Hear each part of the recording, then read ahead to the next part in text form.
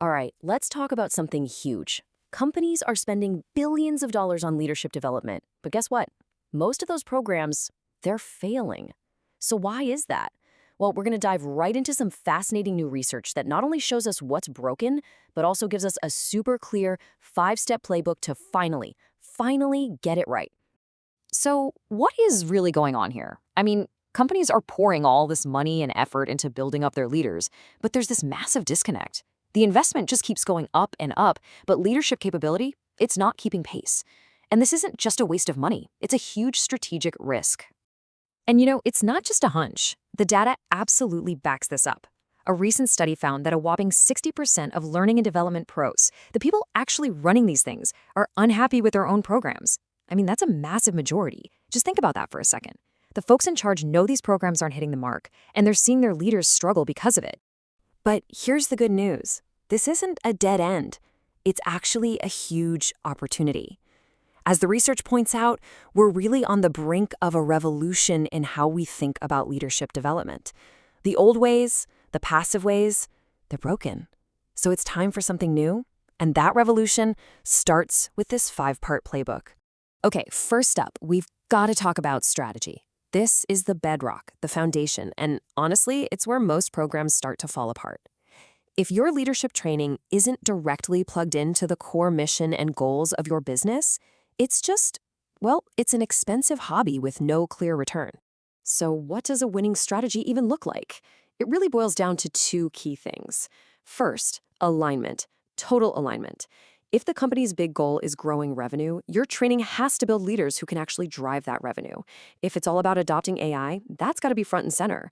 And second, you have to be focused on the future. The job isn't just managing people anymore. It's about leading these new hybrid teams of humans and AI. And our leaders need to be ready for that world, like yesterday. Once you've got that clear strategy, the next piece of the puzzle is building the right architecture. Now, this isn't just about what content you put in a workshop. It's about the entire support system, the environment, and the connections you create that help leaders truly grow and succeed. And here is a really powerful way to shift your thinking. We talk all the time about leaders needing to create psychological safety for their teams. But who's creating that safety for the leaders themselves? You can't just expect them to be vulnerable and open if they don't have a safe space to ask tough questions, to stumble, and to learn. So how do you actually build this supportive architecture? Well, you have to prioritize connection over content. Seriously, instead of just lecturing at people, use that time to get them talking about real, live business challenges. This is where things like voluntary peer learning groups are absolute gold. They break down silos, they build collaboration, and maybe most importantly, they show leaders that, hey, they are not alone in their struggles.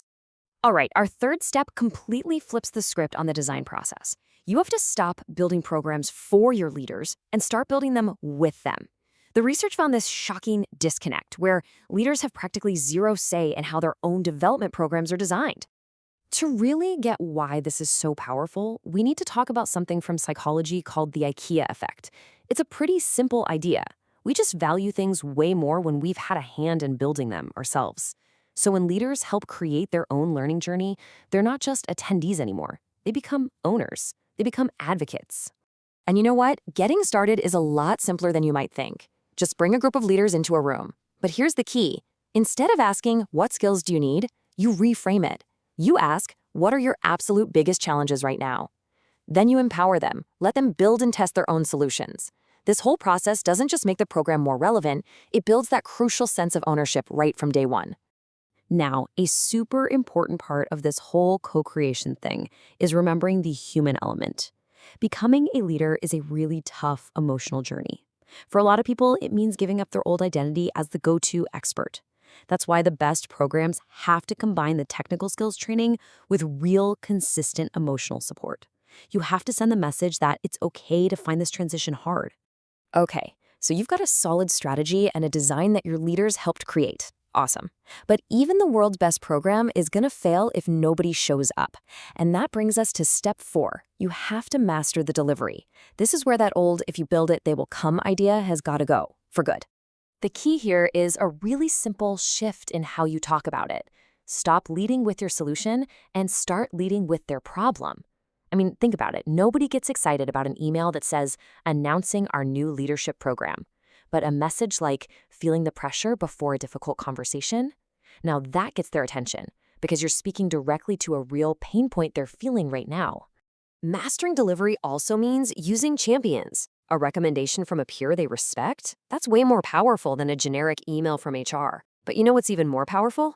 When your senior leaders don't just sign off on the program, but they actually show up and participate. When a CEO joins a learning group, it sends this undeniable message that, hey, around here, everyone is a learner. And that brings us to our fifth and final recommendation, the one that ties it all together. You have to measure what actually matters. This is so often the piece that gets ignored, but without it, you have no way to prove your value or get better over time. Okay, you might want to sit down for this number. The research uncovered that more than half of all organizations, they aren't using any metrics at all to measure how their leaders are performing. Zero. That is just a gigantic blind spot, right? But here's the flip side. It's also a massive opportunity for L&D teams to jump in and make a real immediate impact. And look, you don't need some complex, crazy expensive system to get started. Just begin with the data you already have, like the questions from your employee engagement surveys. Then, just like you did with the design, you co-create the performance metrics with your leaders. And finally, you democratize that data. Give leaders access to their own dashboards and give them the support they need to understand it and act on it. This one quote really brings all 5 of these recommendations together into a single, fundamental shift in mindset. Effective leadership development isn't about taking off a checklist of generic skills. It is all about solving the real-world challenges that are holding your leaders and your whole business back. So we'll leave you with this one question to take back to your own organization. If you could solve just one challenge for your leaders right now, what would it be? Because answering that question, well, that's the first step in starting your own leadership revolution. Thanks for tuning in.